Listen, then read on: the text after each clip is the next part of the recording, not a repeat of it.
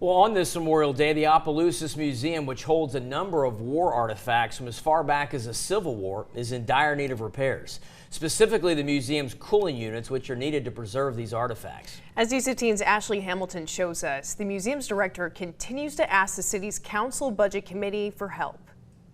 The director tells me that the units haven't been changed in over 21 years. The current conditions of the artifacts without proper AC and heating shortens their lifespan. This causes many of the artifacts available for viewing to deteriorate. A hidden jewel is what Director Patrice Melnick sees at the Opelousas Museum and Interpretive Center, saying people are always amazed by the rich history.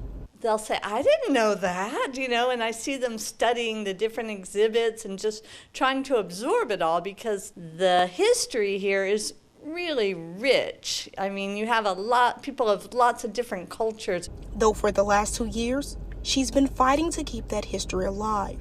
The museum needs new heating and air conditioning units after not being repaired in over 2 decades. There's mold and mildew growing on the ceiling in one of the rooms, and periodically we come and we clean it off and paint over it, but it keeps coming back because we can't control the humidity. It will cost an estimate $24,000 to purchase new units, but it was denied, as members of the budget committee plan to talk it over, though Melnick says it's essential as most of the artifacts won't survive if they're not placed in a controlled environment. Many of the artifacts are made of organic materials, and organic materials will disintegrate if they're not properly stored because mildew cannot grow in a dry environment. Melnick says she's keeping faith in those on the committee. I do believe that they will do the right thing. It's important to note it's not just replacing the air conditioner, it's replacing it with something that meets museum standards. I spoke to the head of the budget committee, Councilman Charles Cummings, and he says